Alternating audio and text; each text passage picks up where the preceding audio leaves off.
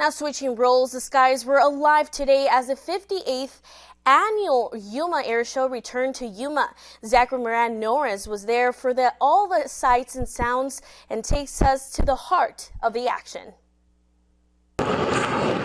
Roaring engines and the spirit of adventure.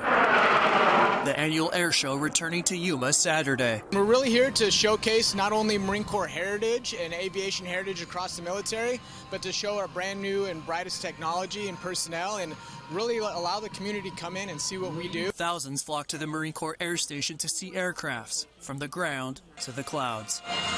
Fighter jets like the F-22 Raptor and the F-35B painting the sky with aerial acrobatics and impressive maneuvering. The show they're putting on, certainly linking all these maneuvers together, isn't normal combat operations, but everything you see them doing is in some way related to the way that we actually employ these airplanes in the real world. It was also a special day for future Marines like Christian Coronado, who's part of a group of Yuma High School students who took part in an oath of enlistment ceremony. I always wanted to be in the military since I was a freshman.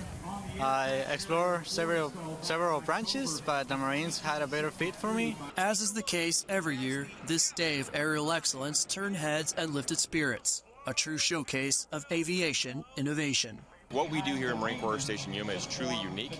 The range space that's around here and the way that we're able to train is one of a kind. I mean, it's a national asset, not only for the Marine Corps, but for the Joint Force, and that is really facilitated by the relationship we have with the communities.